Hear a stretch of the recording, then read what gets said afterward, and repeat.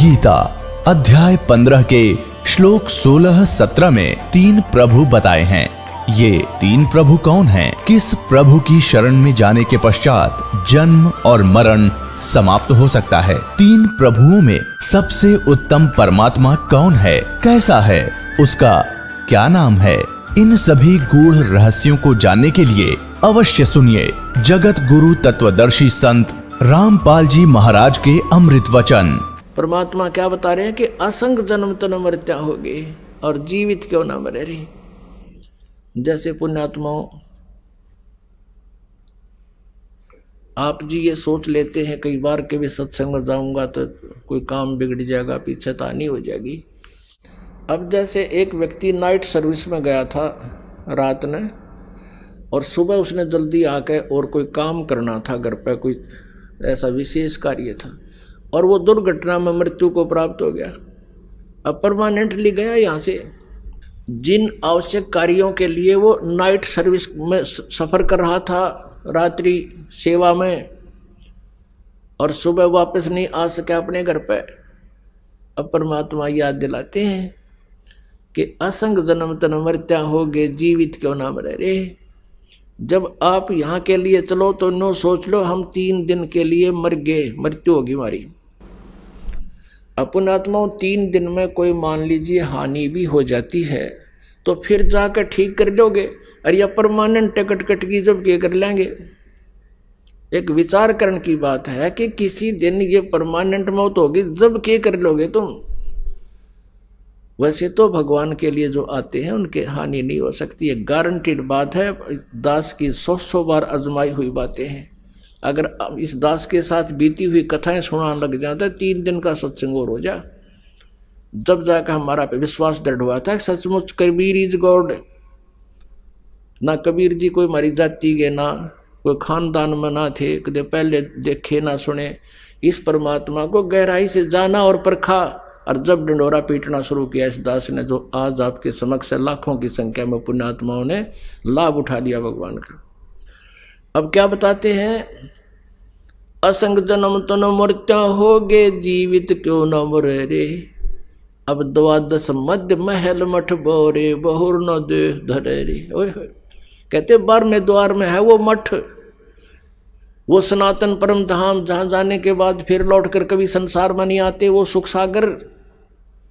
और फिर क्या बताते हैं? वो साधना ना करने से दोजक बहिष्ट सभी तय देखे राजपाट के रसिया 3 लोक से तरपत नाही ये मन भोगी खसिया। कहते हैं दोजक माने नरक और बहिष्ट माने स्वर्ग। कहते पाप और पुण्य के आधार से तने नरक और स्वर्ग बहुत बार देख लिए, हे राजपाट के रसिया। और फिर क्या बताते हैं? 3 लोक से तरपत नाही ये मन भोगी खसिया। अब जैसे कोई सरपंच बन जाता है नो सोचा चेयरमैन बनूं, चेयरमैन बन जाता है नो सोचा एमएलए बनूं, एमएलए बन जाता है नो सोचा मंत्री बनूं, मंत्री बनने के बाद पूरी नो सोचा एक बार मुख्यमंत्री बनूं जब पूरी 14 हाथ लागे। और मंत्री बनने के बाद ये सत्कर मान लेना वो खुद जान सकते हैं जो उस पद पर बैठे, और भगवान ने पहले बता रखी है जो सच्ची होती है। वो ने सोचा प्रधानमंत्री बनो जब पूरी कसर लिकड़े, इतना मृत्यु हो जाए फिर गधा संतरी बना पाओ फिर कितना। तो परमात्मा कहते हैं 3 लोग से भी इसकी सेटिस्फेक्शन नहीं है, संतुष्टि नहीं इस मन पापी की। जो काम करने का था इस मनुष्य जीवन तो वो तो छेड़ा भी को ना, स्टार्ट भी नहीं करने देता। ये दोजक बहिष्ट सभी तय देखे राजपाट के रसिया 3 लोक से तरपत नाही ये मन भोगी खसिया। अब कहते इसका कैसे समाधान होगा? सतगुरु मिले तो इच्छा मेटे पद मिल पदे समाना चल हंसा उस लोक पठाऊं जो आदि अमर अस्थाना। वो शाश्वत स्थान सनातन परम धाम पर ले चलता हूँ।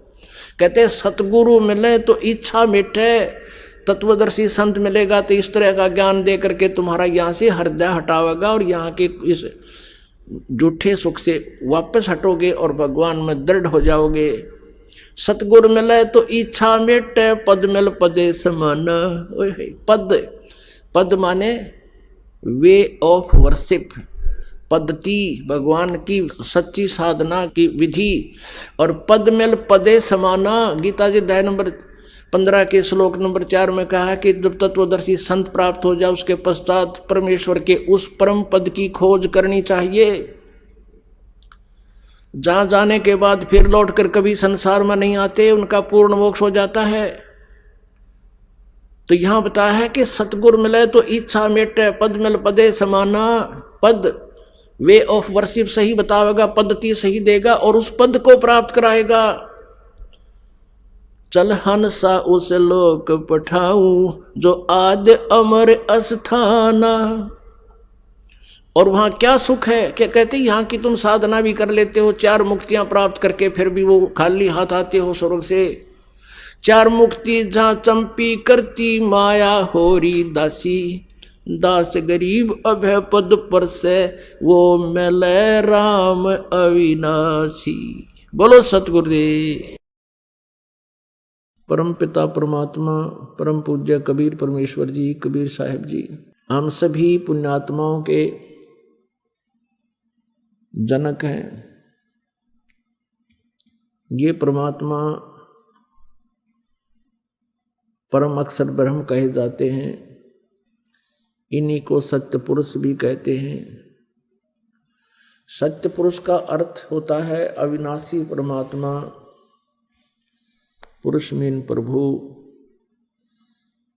और सत्य माने अविनाशी जिसका नाश कभी ना हो। इसी के भाषाभिन्न या पर्यायवाची बहुत शब्द बन जाते हैं। परम अक्षर ब्रह्म, अकाल मूर्त, शब्द स्वरूपी राम, सतपुरुष। ये वो परमात्मा है जो सब ब्रह्मांडों का रचनहार है और जो बनारस में काशी शहर में, भारतवर्ष के काशी शहर के अंदर एक जुलाहे की भूमिका किया करते थे, जो धानक कहलाते थे। ये पूर्ण परमात्मा है, असंख्य ब्रह्मांड के स्वामी है।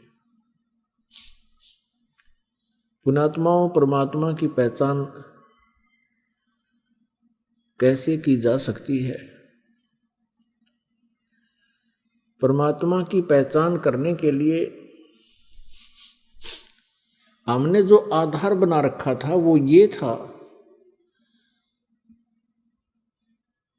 जैसे श्री कृष्ण जी ने मोरध्वज राजा के पुत्र ताम्रध्वज को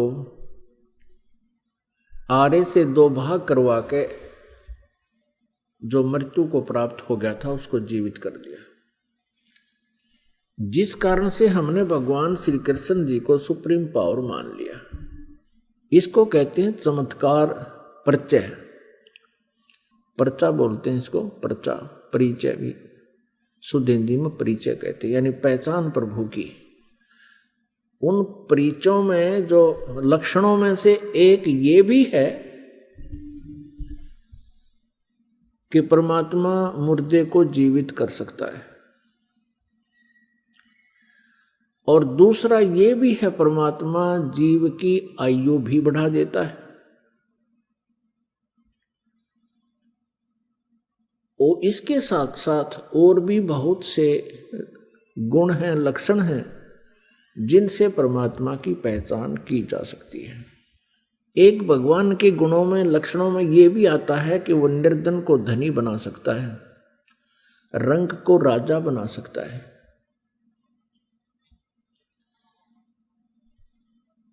और एक ये भी पहचान है कि उसके विषय में हमारे सदग्रंथों में लिखा हुआ है।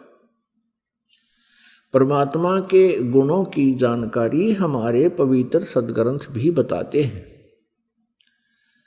जिस परमेश्वर के लक्षण, जिस परमेश्वर के सर्वचिन्ह इन सभी बातों पर खरे उतरते हैं, सभी पॉइंटों पर, सभी केंद्रों पर, वो परमात्मा है, वो परमेश्वर है। इसके पहचानने के लिए हमने बहुत सा सहयोग लेना होगा। जैसे हमारे पवित्र सदग्रंथ जो बताते हैं भगवान के गुणों की जानकारी, वो हमारे लिए स्वीकार्य होगी, होनी चाहिए और होगी, क्योंकि भगवान की जानकारी हमें सदग्रंथों से ही प्राप्त हुई है। और हमारे जो पहले वाले गुरुजी थे वो यही कहा करते थे कि शिव पुराण में ऐसा लिखा है, वेदों में ऐसा लिखा है, श्री दुर्गा पुराण में ऐसा लिखा है, श्री विष्णु पुराण में ऐसा लिखा है, और श्री मार्कंडे पुराण में ऐसा लिखा है, श्री ब्रह्मा पुराण में ऐसा लिखा है। और वो साथ में संस्कृत भी बोला करते थे। तो हम ये सोचा करते थे कि इन महापुरुषों ने सदग्रंथों को ठीक से समझा है, क्योंकि ये संस्कृत लैंग्वेज से, संस्कृत भाषा से परिचित है। तो हमें कोई शंका नहीं रही। क्या शंका नहीं रही कि ये झूठ बोल रहे हैं। इसलिए हमने इनके प्रत्येक वाक्य को, प्रत्येक आदेश को शिरोधार्य किया। और जैसा भी इन पूर्व के ऋषि गुरु महापुरुषों ने, मंडलेश्वरों ने, आचार्यों ने, महंतों ने हमें जो ज्ञान दिया, हमने उसको स्वीकारा। किस लिए स्वीकारा? कि हमने परमात्मा की खोज है, परमात्मा की चाह है। आत्मा का परम सहारा परमात्मा है, और जो आत्मा को सुख मिलेगा वो परमात्मा से मिलेगा। परमात्मा हमारे प्रारब्ध के कर्मों को भी नाश कर देता है। परमात्मा के गुणों में ये भी है कि परमात्मा परमेश्वर पूर्ण ब्रह्म हमें साप से भी मुक्त कर सकता है, श्राप से। जैसे हमें इन 3 तापों से भी परमात्मा मुक्त कर सकता है। तो ये सभी लक्षण परमात्मा में होते हैं। प्रथम लक्षण जो हमने लिया है कि भगवान श्री कृष्ण ने मोरध्वज के पुत्र ताम्रध्वज को आरे से, एक आरी से 2 फाड़ करवा के उसके माता पिता से, क्योंकि पहले साधु संतों के विचारों आदेश का बहुत पालन करते थे, श्रद्धालु व्यक्ति होते थे, और वो समझते थे कि ना जाने किस वेश में भगवान ही आ गया हो, इसलिए संत के आज्ञा का वो पालन करते थे। उस समय संत लोग जो है बड़े सिद्धि युक्त होते थे। सिद्धि क्या होती है? कि ईश्वरीय भक्ति से, परमेश्वर की भक्ति से उन्होंने कुछ संग्रह कर ली होती है, पावर परमात्मा की ही पावर को संग्रह कर लेते हैं। जैसे इन्वर्टर होते हैं, इन्वर्टर चार्ज कर दिए जाते हैं तो वो उनकी बैटरी चार्ज हो जाती है, कुछ समय के लिए बहुत कार्य काम चलाऊ कर देते हैं। तो वो पावर है कहाँ से ग्रहण की उसने? थर्मल प्लांट से। तो एक इन्वर्टर थर्मल प्लांट जितना कार्य नहीं कर सकता, इतनी क्षमता उसकी नहीं हो सकती। तो जितने भी ऋषि महर्षि जिनमें सिद्धियां थी, जिन्होंने 7 समंदरों को पी लिया फिर वापस छोड़ दिया, जिन्होंने पहाड़ उठा लिए, आकाश में उड़ गए, ये इन्वर्टर थे। और जैसे श्री कृष्ण जी ने ताम्रध्वज को जीवित कर दिया, सुदामा जी का महल बना दिया, ये श्री कृष्ण तक भी इन्वर्टर थे, वो थर्मल प्लांट नहीं थे। अब ये एक बार ये बात जो दास ने कही है तो ये बड़ी खटकेगी उस व्यक्ति को जिसने आज तक ये तत्व ज्ञान नहीं सुना और लोक वेद से वो रंगा गया है। लोक वेद किसे कहते हैं? जो दंत कथा होती है, सुना सुनाया ज्ञान, अक्षेत्रीय ज्ञान, एक दूसरे से सुना हुआ ज्ञान, उसको लोक वेद कहते हैं। पुण्यात्माओं, श्री कृष्ण जी और अर्जुन मोरध्वज राजा के घर चले गए एक साधु रूप बना के। उस दिन मोरध्वज अपने पुत्र ताम्रध्वज को राज्य अभिषेक कर रहा था और साधु संतों के वहां आगमन को बहुत शुभ मानते हैं। ऐसे शुभ अवसर पर उनका आशीर्वाद प्राप्त करते हैं। उनका आशीर्वाद प्राप्त करने के लिए उनकी प्रत्येक आज्ञा का पालन करते हैं, उनकी सेवा शुश्रूषा करते हैं, जिससे वो प्रसन्न हो जाए। उनको प्रसन्न करने की हर संभव कोशिश की जाती। तो श्री कृष्ण जी ने एक माया से, अपनी सिद्धि से एक सिंह बना लिया, शेर बना लिया, और दोनों पहुंच गए राजा मोरध्वज के बाग में। जब राजा को पता चला कि साधु संत आए हैं, उनको संदेशा भिजवाया कि आओ महाराज भोजन पाओ। लेकिन श्री कृष्ण जी ने कहा कि राजा स्वयं हमें आमंत्रित करने आएगा तो हम प्रवेश करेंगे उसके घर पर। राजा को पता चला, मोरध्वज तुरंत चल पड़ा नंगे पैरों और भगवान से अर्ज की, घर पे ले आए। घर पे विराजमान हो जाने के उपरांत आसन दिए और कहा भगवान भोजन पाओ। श्री कृष्ण जी जो साधु रूप में थे, पहचान नहीं पाए थे मोरध्वज, उनको संत मान रहे थे कि जो आज्ञा महात्मा। तो श्री कृष्ण जी ने कहा कि मोरध्वज पहले हमारे सिंह को भोजन खिलाओ, शेर को। जो आज्ञा महाराज, मोरध्वज ने कहा। श्री कृष्ण जी साधु रूप में श्री कृष्ण जी ने कहा कि बात सुनो, ये शेर जो है, ये सिंह किसी पशु पक्षी का मांस आहार नहीं करता, ये नरभक्षी है, ये मनुष्य खाता है, मनुष्य का मांस चाहिए।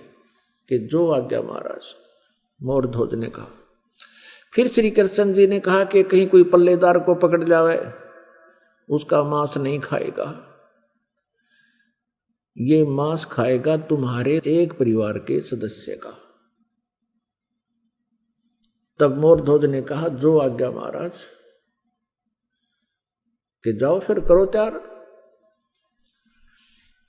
अब मोरध्वज ने ताम्रध्वज और रानी से कहा कि साधु महात्मा आए हैं, उनकी कंडीशन है कि पहले सिंह को भोजन कराना है और शेर मांस मनुष्य का खाएगा, और यहां तक भी उन्होंने कह दिया है कि ये मांस आपके घर के सदस्य का ही खाएगा। मोरध्वज जी ने कहा कि देखो पुत्र सियाना हो गया, युवा हो गया है, राज्य अभिषेक अभी इसको कर देते हैं, ये अपना राज्य संभालेगा, तुम माँ और पुत्र दोनों राज्य करना, और मेरा काम पूरा हो चुका है और मैं साधुओं के सिंह का भोजन बन जाता हूं।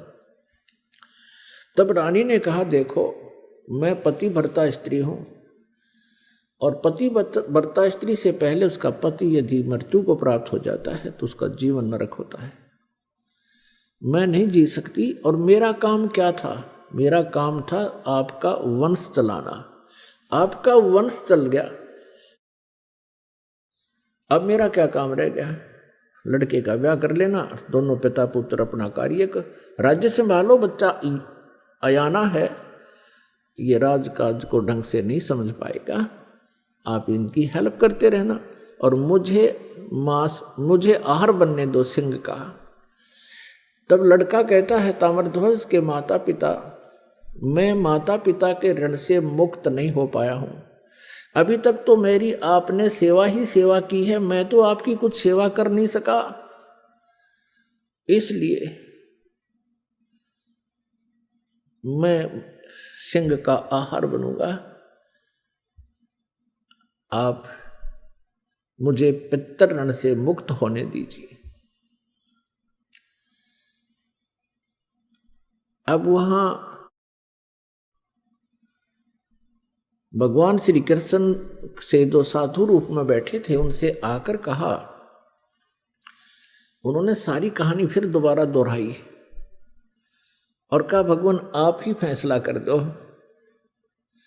तब श्री कृष्ण साधु वेश में विराजमान श्री कृष्ण जी ने कहा कि राजा और रानी यानी अपने पुत्र ताम्रध्वज को आरे से 2 फाड़ करें और तुम्हारे पुत्र का मांस ये शेर खाओगा, सिंह खाओगा।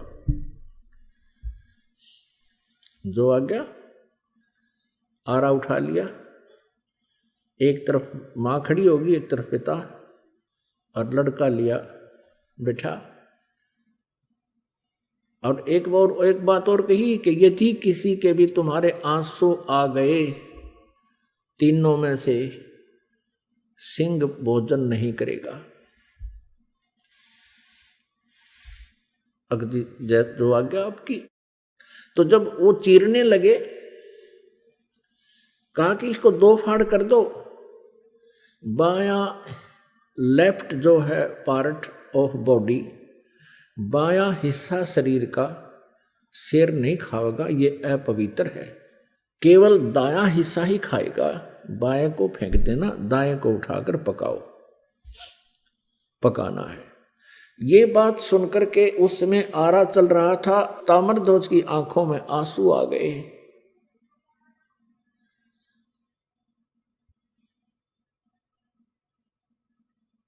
तो श्री कृष्ण जी साधु वेश में थे, उठकर चल पड़े कि तुम तो रो पड़े भाई, तुम्हारा सही प्यार नहीं प्रभु में, तुम्हारा कच्चा प्रेम है, ये मांस नहीं खाएगा। तब तक ताम्रध्वज मर चुका था। अब मोरध्वज कहता है कि हे भगवान, बालक था, इसको समझ नहीं थी, मुझे चीर लो, मैं नहीं रोऊंगा। तब रानी कहती है आप रूठ को मत जाओ, मुझे आहार बना लो, हम नहीं रोएंगे, बालक था। इस बात से वो बड़ा प्रसन्न हुआ। श्री कृष्ण जी साधु रूप में वापस आकर बैठ गया और लड़के को जीवित कर दिया।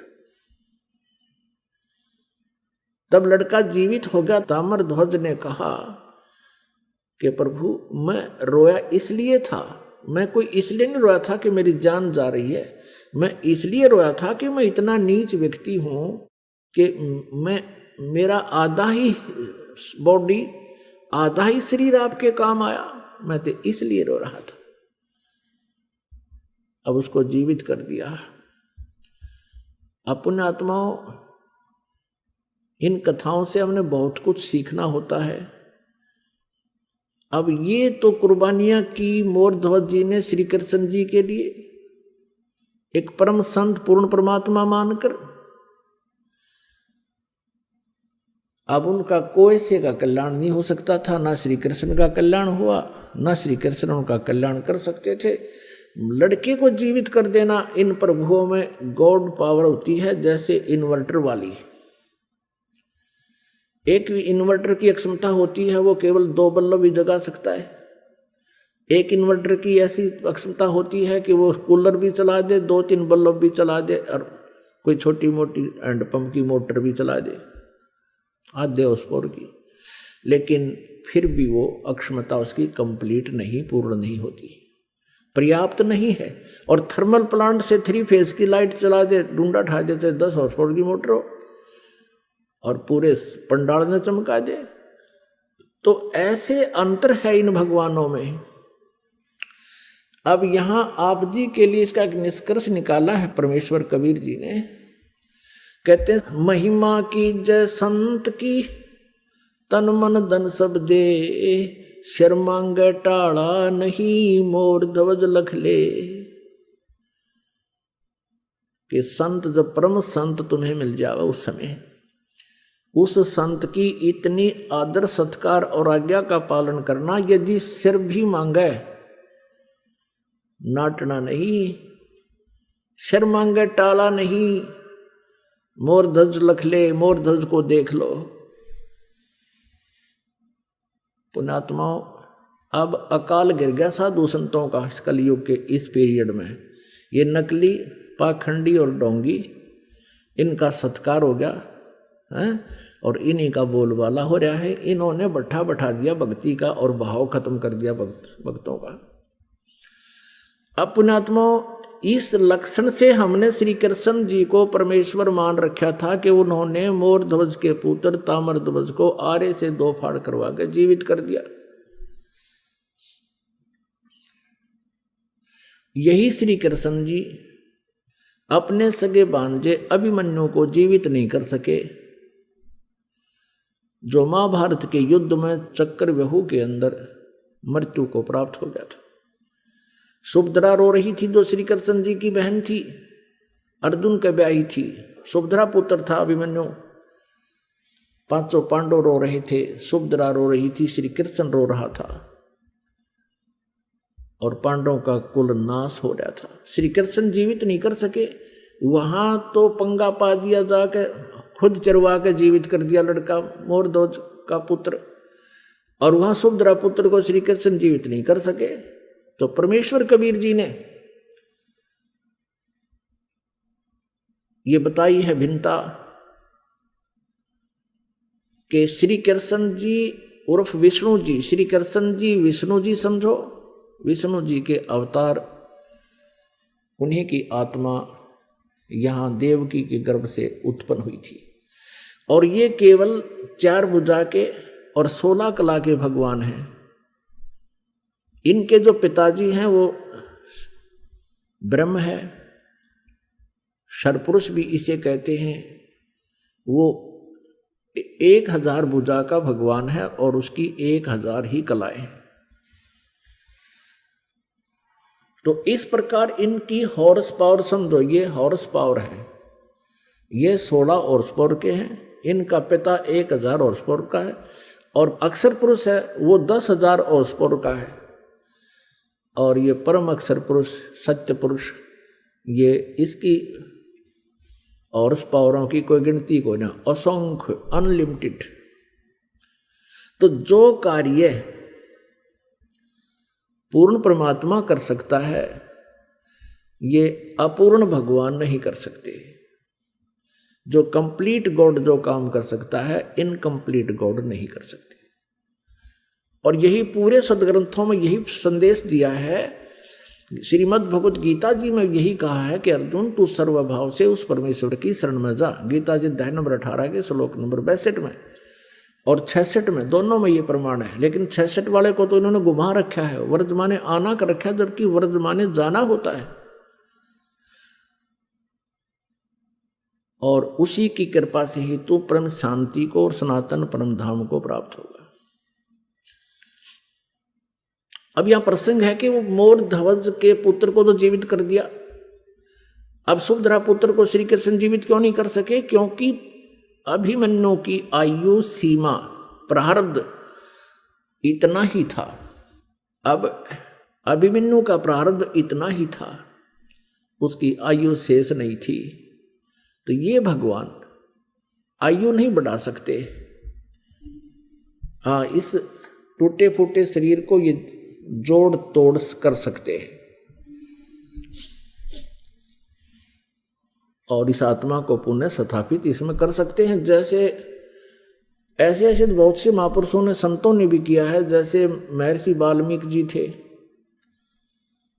जिसमें सीता जी को निकाल दिया था घर से भगवान श्री रामचंद्र जी ने, वो गर्भवती थी। महर्षि वाल्मीकि जी के आश्रम में जाकर उन्होंने शरण ली, वहां रहने लगी, पुत्र को जन्म दिया। उसके बाद एक दिन जब वो उसका नाम लव रख दिया, जब लव 8-9 महीने का हो गया, वो 1 वर्ष का हो गया, सीता जी कपड़े धोने के लिए दरिया पर जाया करती थी प्रतिदिन और बच्चे को पालने में सुला जाया करती थी। और वाल्मीकि जी से प्रार्थना करके जाती थी, पिताजी बच्चे का ध्यान रखना। कि जा बेटा, मैं ध्यान रखूंगा। एक दिन ऐसा हुआ कि महर्षि जी समाधिस्थ हो गए थे और सीता और बच्चे को वहीं लेटाकर चली गई, ये कहकर के पिताजी ध्यान रखना। कुछ देर के बाद उसको ध्यान में आया कि पिताजी यानी ऋषि जी साधना कर रहे हैं, हो सकता हो उसकी आंखें ना खुलें, देर तक समाधिस्थ बने रहें, कहीं पीछे से कोई बच्चे को पशु पक्षी उठा ना ले जाए। ये सोचकर वापस जाकर बच्चे को उठा लाई। वाल्मीकि जी जब समाधि अपनी साधना से उठे, देखा बच्चा है नहीं। अब वाल्मीकि जी ने देखा कि भी लड़की पहले दुखिया बहुत है और बच्चे के अभाव में या टक्कर मार मार कर मर जाएगी, मेरे से देखा नहीं जाएगा। इसलिए अपनी भक्ति शक्ति से उसने डाब के पत्ते तोड़े, कुश के, कुशा बोलते हैं, कुश बोलते हैं डाब को, एक घास होता है। डाब के पत्ते तोड़े, उनको ऐसे मला और अपनी मंत्र शक्ति से और पुत्र एक लड़का बना दिया और वो लेटा दिया वहां पर। 1 वर्ष की आयु का। अब सीता वापस आई, उसने पूछा पिताजी ये दूसरा लड़का किसका है? तब ऋषि जी ने देखा कि लड़की तो बच्चे को गोद में लिए हुए है। तब उसने कहा बेटी ये भी तेरा ही है। तब उसने सारी कहानी बताई कि बेटी तू कहकर गई थी कि बच्चे को ध्यान रखना, और प्रतिदिन कह के जाती थी। आज मैं देर से समाधि से उठा तो मैंने सोचा लड़की बच्चे को यहीं लेटा कर गई होगी और बच्चा नहीं है, कोई उठा ले गया होगा पक्षी पशु, और बेटी रोएगी, इसलिए मैंने ये एक पुत्र तेरे लिए और अपनी सबद शक्ति से बना दिया। अब दोनों को पाल। अब सीता ने उन दोनों को पुत्र रूप में पाला। उसका नाम कुश रख दिया। लव और कुश ये 2 पुत्र थे। तो कहने का भाव यह है कि ऐसे चमत्कार जो होते हैं इनको बोलते हैं परिचय, इसको पर्चा बोलते हैं, चमत्कार बोलते हैं। इन चमत्कार मात्रों से इन चमत्कारों मात्र से हम परमात्मा नहीं मान सकते प्रत्येक व्यक्ति को। इसके साथ साथ और बहुत से भी लक्षण होते हैं। पुण्यात्मा, अब हम आपको परमेश्वर कबीर जी के विषय में जानकारी देंगे। इसी के पैरेलल के श्री कृष्ण जी ने मोर ध्वज के पुत्र को जीवित कर दिया।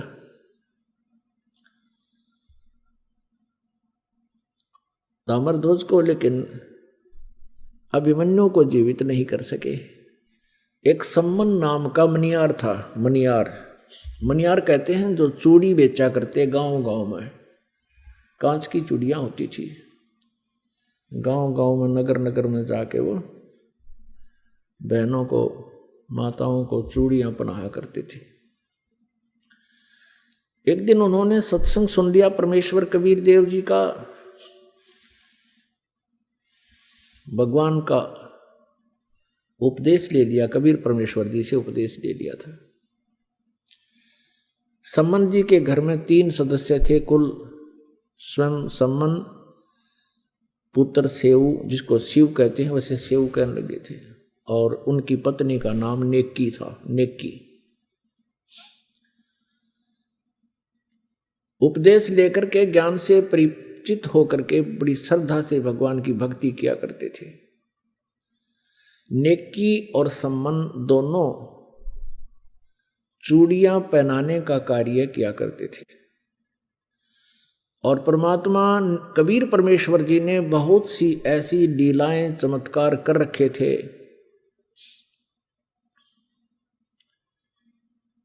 तो वो बताया करते थे, जहां भी चूड़ियां पहनाने जाते थे 1 पंथ 2 काज किया करते थे। चूड़ियां पहनाने का उड़े के 2-2 घंटे लग जाते, 4-5-10 बहनें आ जाती, उनको सत्संग सुनाया करते थे। उनके हाथ में जैसे धागा लगा हुआ है, वो पूछा करते थे कि ये धागा कैसा बांध रखा है। तो बताते थे कि हमने ऐसे गुरु बना लिया है, हमारे गुरु जी हैं। तो पुण्यात्माएं होती थी, परमात्मा की चर्चा सुनाना शुरू कर देते थे। सम्मन और नेकी अपने अपने स्थानों पर जहाँ जहाँ वो सेवा करने जाते थे, चूड़ियों बेचने की, पहनाने की, वो कहा करते थे कि हमारे भगवान कबीर साहिब हैं, वो पूर्ण परमात्मा हैं, स्वयं सर्व सृष्टि रचनहार स्वयं ही आए हुए हैं पृथ्वी पर हैं। और बताया करते थे कि उन्होंने सिकंदर लोधी राजा की, दिल्ली के बादशाह के जलन के रोग को ठीक कर दिया। किसी से भी नहीं हुआ था। एक गाय मार दी थी तलवार से सिकंदर लोधी ने कि मेरे सामने जीवित करके दिखा दे, जब जानो तू अल्लाह की जात है। तो हमारे कबीर परमेश्वर जी ने वो मरी हुई गाय उन सब हजारों व्यक्तियों के, दर्शकों के सामने जीवित कर दी थी। बच्चा और गर्भ में था, दोनों माँ पुत्रों का 4 हिस्से हो गए थे। परमात्मा ने 2 थपकी, एक थपकी लगाई थी आशीर्वाद भरी, और दोनों जीवित हो गए थे, और दूध की बाल्टी भर दी। गाय और बच्चे को जीवित करके महर्षि रामानंद जी, परम पूज्य परमेश्वर कबीर जी के मुंह बोले वैसे औपचारिक गुरु थे। सिकंदर लोधी ने उनकी गर्दन काट दी थी रामानंद जी की, और उनका प्रारब्ध परमात्मा कबीर जी ने बताया था कि ये प्रारब्ध ऐसा ही है। रामानंद जी की मृत्यु सिकंदर लोधी से ही होनी थी। उसके बाद परमात्मा ने रामानंद जी को जीवित कर दिया और आगे अपनी कृपा से उसका आयु बख्श दी। ऐसी ऐसी कथाएं सुनाया करते थे। एक शारदा नाम की ब्राह्मणी थी, उसने परमात्मा कबीर जी से उपदेश लिया था। उसका असाध्य रोग जो प्रारब्ध में लिखा था वो ठीक कर दिया। बड़े पहुंचे हुए परमात्मा संत हैं हमारे गुरु जी। ऐसे ऐसे वो कथाएं सुनाया करते थे।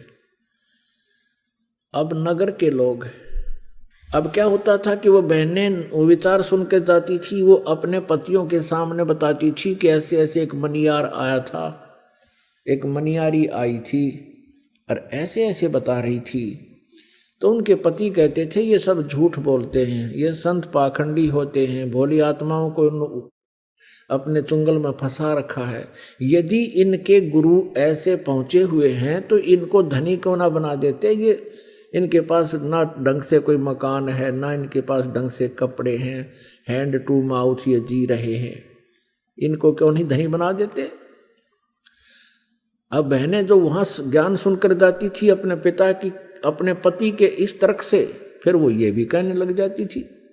तो ऐसे दूसरी बार वहां चर्चा होती थी उन मनियार और मनियारी के द्वारा, तो वो ये तर्क देते थे कि भी तुम बात तो करते हो बड़ी बड़ी, लेकिन तुम स्वयं भूखे मर रहे हो।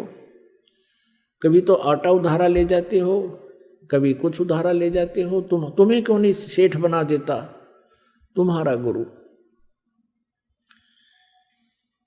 तो वो क्या कहते थे कि हम भगवान से मोक्ष मांगते हैं, हम यहाँ का धन नहीं मांगते। तो वो कहते हैं मोक्ष तो बाद की बात है, पहले तो रोटी भी तो चाहिए। तो उनके जो के संसार के विचारों में और भगत के विचारों में, जगत के विचारों में, भगत के विचारों में बहुत भिन्नता होती है, और इसी कारण से तालमेल नहीं बनता, विरोध बना रहता है। अपुण्यात्माओं, अब परमात्मा की कई लीलाएं बतानी पड़ेंगी इसमें। एक समय एक शेख तकी नाम का सिकंदर लोधी दिल्ली के बादशाह का गुरु था, धार्मिक गुरु था। और जब उसको ये पता चला कि सिकंदर लोधी के जलन का रोग कबीर जी ने ठीक कर दिया, परमेश्वर कबीर जी ने, और सिकंदर लोधी ने बताया कि मैंने अपने हाथों से अपनी तलवार से स्वामी रामानंद जी को मार दिया था, कत्ल कर दिया था, उसका धड़ से अलग कर दी थी उनकी जो है गर्दन, और कबीर जी ने जीवित कर दिया। इस चीज को देख करके शेख तकी के मन में बहुत ईर्षा होगी कबीर जी के प्रति, कि ये इतना प्रभाव जमा बैठा है राजा के दिल में, अब मेरी दाल गलेगी नहीं। और जब तक मैं कबीर जी को सिकंदर लोधी बादशाह के हृदय से नजरों से नहीं गिरा दूंगा, तब तक मेरी रीवैल्यू नहीं होगी। इस सोच से, इस दृष्टिकोण से उसने कबीर जी को नीचा दिखाने के लिए, एक दिन राजा काशी से आ रहा था सिकंदर लोधी, साथ में कबीर जी भी थे और शेख तकी भी थे। बनारस से दिल्ली लौटते समय एक दरिया के किनारे रात्रि में पड़ाव कर लिया था। अब शेख तकी ने कहा था, शेख तकी ने कहा कि राजन मैं इसको तब मानूंगा कबीर को कोई शक्ति युक्त है, मेरे सामने कोई मुर्दा जीवित करके दिखा दे, ये तो जादूगर है। सिकंदर आपने उनकी गर्दन काट दी, इसने तुरंत जीवित कर दी होगी। जब जानूं किसी मुर्दे को जीवित करके दिखाए तब मानूं मैं इसको। अन्यथा मैं सब मुसलमानों को कह दूंगा कि सिकंदर लोधी हिंदू बन गया है, इसने हिंदू गुरु बना लिया। इस बात का सिकंदर लोधी को पता था कि मुसलमान भोली श्रद्धालु मुसलमान जितने भी हैं वो शेख तकी के प्रत्येक आज्ञा का पालन करते हैं।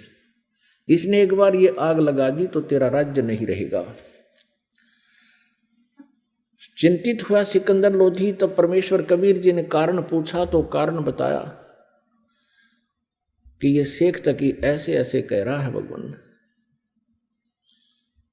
और ये सचमुच वहां दिल्ली में जाकर आग लगा देगा, सब मुसलमानों को मेरे विरोधी कर देगा, मेरे राज्य को खतरा हो जाएगा, मैं इसलिए चिंतित हूं। ये कहता है कि एक मुर्दा कोई जीवित करे कबीर तब मैं मानूं। कबीर साहब ने कहा कि उसको कह दो कि एक मुर्दा ढूंढ लाओ कोई। अब कहने का भाव ये है पुण्यात्माओं के मालिक की रजा, क्योंकि वो अपने भक्त को टेंशन युक्त नहीं रहने देते कबीर परमेश्वर। सिकंदर लोधी को अत्यंत टेंशन हो गई थी कि ये तो बात बिगड़गी, यो नहीं माना किसी तरह भी। बहुत कुछ समझाया था कि पीर जी देखो मेरे क्या हालत थी, मैं कितना दुखी था, जलन का रोग मुझे लगा हुआ था और मैं स्वस्थ हो गया। आप जी ने सब जंतर मंत्र कर लिए थे, सब वैद्यों को आपने बुला लिया था, मैं फिर भी स्वस्थ नहीं हुआ था। कबीर जी के आशीर्वाद मात्र से मैं स्वस्थ हो गया। अब मैं इसको कैसे हृदय से उतार दूं। शेख तकी की तो दूनी भौंट सुकड़गी, उनकी त्योड़ी पड़गी। ठीक है तू इसी को मान ले, अपना गुरु मान ले इसको, मैं कह दूंगा मुसलमानों को। अब इतनी टेंशन होगी राजा को कि भाई बात बिगड़गी। तब परमेश्वर ने कहा कि चलो। उसी समय लीला हुई। वो तो कहते सोचल छिद्र मैं करूं अपने जन के काज, ऐसी हुई रजा दाता की कि कुछ कबीले ऐसे हैं वो न तो जमीन में गाड़ते मुर्दे को, न सहा करते, अग्नि में नहीं जलाते। वो क्या करते हैं, वो जल प्रवाह कर देते हैं। एक घास फूस का एक फ्लोटिंग बना करके एक बेड़ा सा तैरने वाला लकड़ियों का सूखा, और उसके ऊपर लिटा देते हैं सुसज्जित कपड़े कुपड़े साफ उनको उड़ाकर, और एक दीपक प्रज्वलित कर देते हैं और दरिया में अपने रीति रिवाज से उसको प्रवाह कर देते हैं। ऐसे जल प्रवाह किया हुआ एक मुर्दा आ रहा था। 12-13 वर्ष की आयु का शरीर था उस बच्चे का। अब सुबह सुबह सभी खड़े थे, कोई नहा रहा था, कोई भोजन बना रहा था। किसी ने देखा कि मुर्दा आ रहा है तो शेख तकी ने कहा कि बुला ले तेरे कबीर को, कर दे मुर्दे को जिंदा। अब कबीर परमेश्वर जी ने कहा कि शेख तकी पहले आप प्रयत्न करो, कहीं बाद में ये कहे कि मैं भी कर देता इसको। शेख तकी ने किए जंतर मंतर, वो मुर्दा चला गया 2-3 फरलांग यानी 1800 फुट डाउन स्ट्रीम में, नीचे को जल बह रहा था उधर को। तब शेख तकी ने कहा कि ये चाहता था कबीर जी कि मेरे सिर से बला टल जाए, मुर्दे कभी जिंदे होते, वो तो कयामत के समय होंगे। तब परमेश्वर कबीर जी ने कहा कि ठीक है।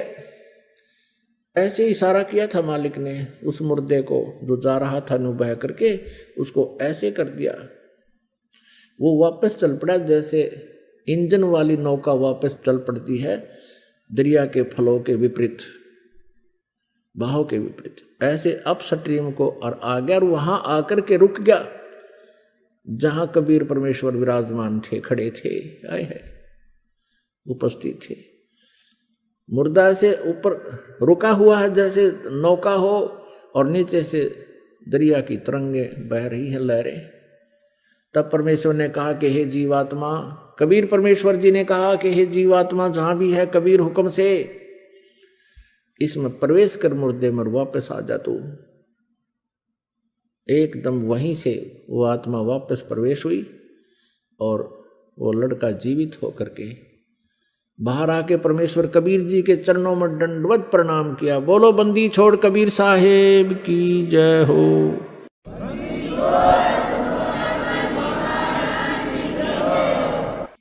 अब सभी ने, उपस्थित व्यक्तियों ने कहा, क्योंकि सैकड़ों की संख्या में, हजारों की संख्या में अंगरक्षक सैनिक थे और राजा भी सारे थे, तब उन्होंने कहा कि हे कबीर जी, आपने तो कमाल कर दिया, लड़के का नाम कमाल रख दिया। और 12-13 वर्ष की आयु का पुत्र था, लड़का था किसी का, वो अपने पुत्र के रूप में परमेश्वर ने पाला पोसा। उस पुनर्जन्म प्राप्त प्राणी को भक्ति दी, अपने पास रखा पुत्र रूप में। ऐसे ही शेख तकी ने एक दिन कहा, भाई ये तो नई बात बनी, ये तो इसका तो जो नजरों से नहीं गिरा राजा के, तो उसने स्कीम बनाई, अपने मुसलमानों से सबसे मिलकर कहा कि भाई ये जादू जंतर करता है, और लड़का जो जल प्रवाह कर दिया गया था वो जीवित था, वो सदमे में था, और सदमे वाले कोई जादू जंतर करने वाले जीवित कर ही देते हैं। भाई इसको हम तब मानेंगे ये अल्लाह की जात है, इसमें कोई शक्ति है। मेरी पुत्री जो कब्र में दबा रखी है, शेख तकी पीर की पुत्री, कुछ दिन मरे हो गए थे उसको, और वो कब्र में दबा रखी थी, महीने या 20 दिन या जीते 2 महीने की, 6 महीने की थी। और कहने लगा, जब जानो मैं इसको, मेरी बेटी को जीवित करके दिखा दे। फिर वही समस्या पैदा करती। सिकंदर लोधी फिर टेंशन में। कबीर परमेश्वर ने कहा कि टेंशन ना करो राजन, कह दो इसको, शेख तकी को कह दो कि मुनादी करवा दे, आसपास अनाउंसमेंट करवा दे कि आज से तीसरे दिन वो लड़की जीवित की जाएगी जो कब्र में दबी हुई। सब जगह डंडोरा मुनिवाद करवा दी, डंडोरा पटवा दिया, मुनादी करवा दी, अनाउंसमेंट करवा दी। कई हजार व्यक्ति आकर इकट्ठे हो गए उस निश्चित दिन को। कब्र फुड़वा दी, बच्चे का शरीर सूखा पड़ा था। अब परमात्मा ने कहा कि शेख तकी तू भी कर ले ट्राई कर दे, फिर बाद में न्यू कह मैं जीवित कर दूँ। तो उपस्थित व्यक्तियों ने कहा कि भगवान, अगर ये कुछ करने योग्य होता अपनी बेटी ने कौन मरने देता, इसके पास कुछ नहीं है, आप दया करो। तब परमेश्वर ने कहा कि हे शेख तकी की लड़की, तू जीवित हो जा। वो जीवित नहीं हुई। दोबारा फिर कहा परमात्मा ने कि शेख तकी की लड़की जीवित हो जा, नहीं हुई। तीसरी बार फिर कहा, नहीं जीवित हुई। अब शेख तकी ने भंगड़ा पा दिया, नाचर कूद, क्या देखा, ढोंगी का ढोंग पकड़ा गया। अब कर देना जीवित, अब कर देना जीवित। अब उस शेख तकी पाप आत्मा को अपनी पुत्री के जीवित न होने का गम नहीं था, और परमात्मा की प्राज्ञ की खुशी मना रहा था। कहते हैं, राज तजना सहज है, सहज तरिया का ने, और ये मान बढ़ाई ईर्षा दुर्लभ तजनाई। और ये तजे बिना भगवान नहीं मिल सकता। तब परमात्मा ने क्या कहा कबीर जी ने कि हे जीवात्मा, जहां भी है तू, कबीर हुक्म से वापस आ जा और इस बच्ची के शव में प्रवेश कर और जीवित होके बाहर आ जा। इतना कहते ही उस शरीर में हलचल हुआ, ऐसे कंप कपी, और एकदम वह बेटी खड़ी हुई। 12-13 वर्ष की उम्र की आयु थी उस समय उसकी लड़की की भी। और बाहर आकर दंडवत प्रणाम किया कबीर परमेश्वर को। सबने कहा, कमाल कर दिया भगवान, कमाल कर दिया। कोई 1000 व्यक्ति इकट्ठे थे, देख रहे थे इस दृश्य को। कमाल कर दिया, कमाल कर दिया। लड़की का नाम कमाली रख दिया, अपनी बेटी के रूप में अपने पास रखा। अब कबीर परमेश्वर जी ने कहा कि जा बेटी अपने पिता शेख तकी के साथ। तब लड़की ने 1.5 घंटा तक प्रवचन किए कि मेरा और शेख तकी जी का जितना संबंध था पुत्री और पिता का, वो समाप्त हो चुका था। मेरी आयु मनुष्य की शेष नहीं थी। अब उस लड़की ने कहा कि हे श्रोताओं, ये पूर्ण परमात्मा है, ये कबीर अल्लाह है, ये अल्लाहु अकबर है, ये स्वयं उतरे हैं। अपने पिछले जन्म की कई कहानी सुनाई कि पहले जन्म में मैं एक राबिया नाम की लड़की थी, ये परमात्मा मुझे वहाँ भी मिले थे। 4 वर्ष मैंने इनकी भक्ति की थी, फिर वह साधना त्याग दी थी, लोक लाज में आ गई थी। उसके कारण मुझे फिर एक और मनुष्य जीवन मिला, बनसुरी का। और तीसरा जन्म मुझे आज ये कमाली का मिला था। ये भी मेरा उस भक्ति के, उस 4 साल की भक्ति जो मैंने की थी, उसके कारण ये 2-1.5 मेरे अनमोल जन्म मुझे मिले थे। और अब मेरी कोई शेष जीवन नहीं था। ये पूर्ण परमात्मा आए हैं। मैंने भी गलती की थी लोगों, अब मैं बोलूंगी नहीं इस भगवान को। इन्होंने मेरी दिव्य दृष्टि खोल दी है और मुझे पिछला ज्ञान हो गया है। उसके बाद वो लड़की ने धिक्कार दिया शेख तकी को कि तू मनुष्य नहीं शैतान है, भगवान आए हैं तो ईर्षा कर रहा है। वो कहता है इसने मेरी लड़की को बहका लिया, जद्दू जंत्र कर दिया, इस पे कोई प्रेत छोड़ दिया, इसकी ओर ही बोल रही है। माना नहीं वो नालायक। लेकिन अन्य हजारों की संख्या में उपस्थित व्यक्तियों ने परमात्मा की जय जयकार की और नाम लिया, उपदेश लिया और शिष्य बन गए। अपनात्मा परमात्मा की परिभाषा को समझने के लिए बहुत से प्रमाण आपको देने पड़ेंगे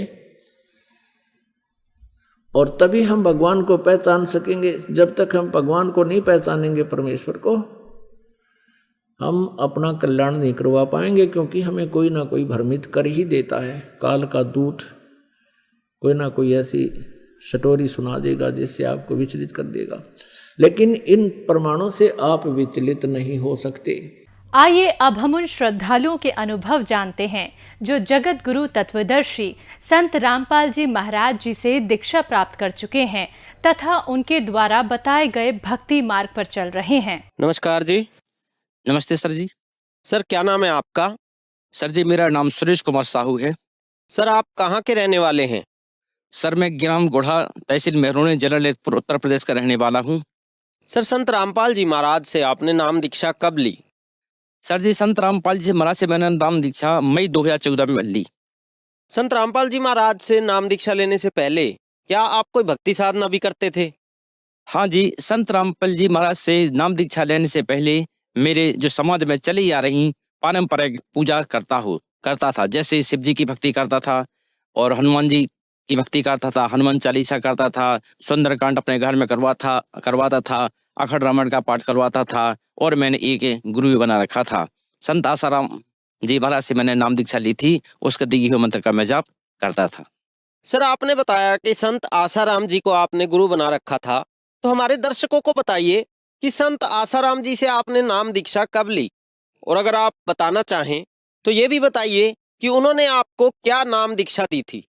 सर जी संत आसाराम बापू जी से मैंने नाम दीक्षा 2011 में ली और उनके मंत्रों को जाप मैंने लगातार 3 वर्ष तक किया। उन्होंने मुझे ओम नमः शिवाय मंत्र जाप करने के लिए दिया था, उसकी मैं 11 माला प्रतिदिन करता था। तो सर जो संत आसाराम जी से नाम दीक्षा आपने ली, उनसे ली हुई भक्ति साधनाएं आपने की, आप रोजाना 11 मालाएं उनसे नाम की ली हुई करते थे, तो उन सब से आपको क्या क्या लाभ हुए? सर जी आसाराम बापू के द्वारा की गई मालाएं और जो भी पारंपरिक भक्ति साधनाएं जो मैं कर रहा था, उससे मुझे कोई लाभ नहीं हुआ। ना किसी प्रकार की मुझे आर्थिक सुधार होगा, ना ही शारीरिक सुधार होगा। सर जी मैं ये पारंपरिक पूजा करते करते मेरे परिवार में उसका स्वास्थ्य खराब रहता था और कोई लाभ नहीं हो रहा था। और इन सभी बीमारियों के चलते चलते मेरा एक 16 साल का बच्चा भी एक्सपायर हो गया था। इससे मैं बहुत दुखी था और मेरे शरीर में फोड़े होते थे और उनमें से ब्लड निकलता था। उनको मैंने डॉक्टरों को दिखाया लेकिन खास आराम नहीं हो रहा था। एवं मेरे कान में पानी बहता था। डॉक्टर ने कहा था इसका ऑपरेशन कराना पड़ेगा तभी सही होगा। और सर जी मुझे इस तरह से कई परेशानियां थीं और मैं बीमारियों से जकड़ा हुआ था।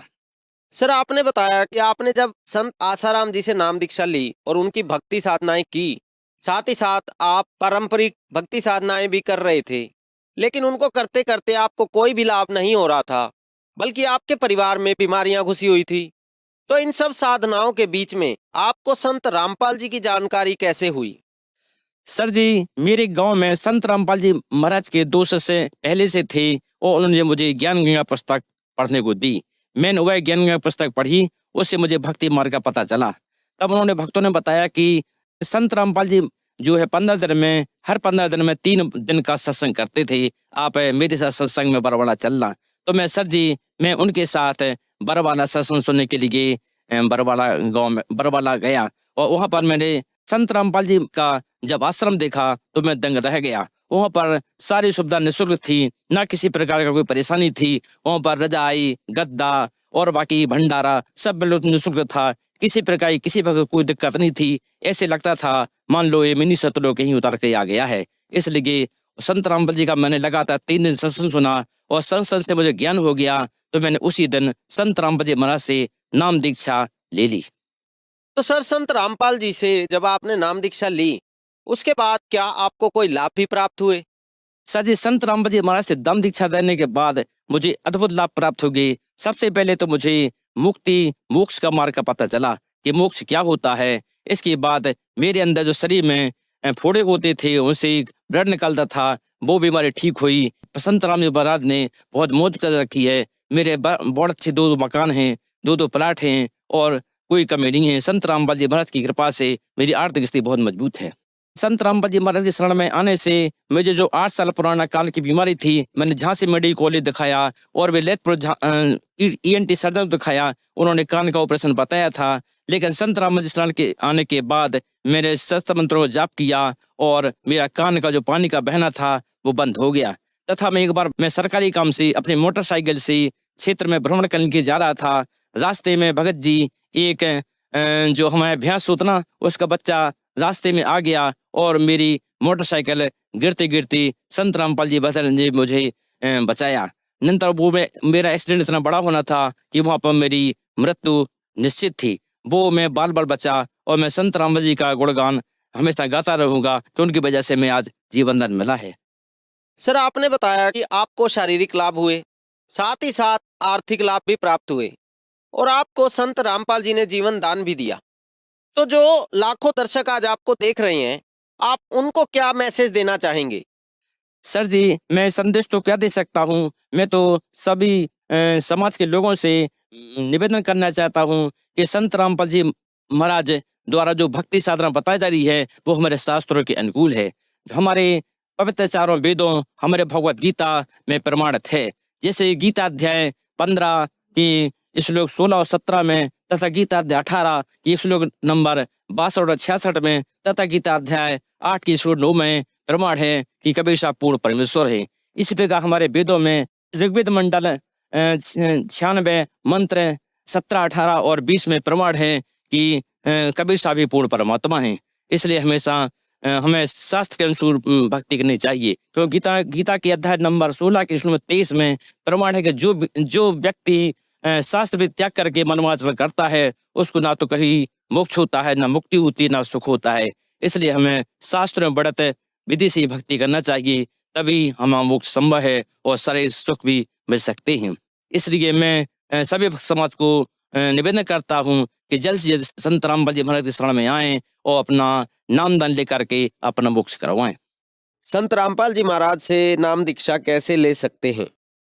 सर जी, आजकल संत रामपाल जी महाराज के विभिन्न चैनलों पर सत्संग आता है। साधारण चैनल पर शाम 7:30 बजे से शाम के 8:30 बजे तक सत्संग आता है। उसके नीचे पट्टी आती है, उस पर नंबर डिस्प्ले होते रहते हैं। उन नंबर पर फोन लगा के आप अपने नजदीकी नामदान केंद्र का पता लगा करके नाम दीक्षा ले सकते हैं और अपना कल्याण करवा सकते हैं। धन्यवाद जी। धन्यवाद सर जी।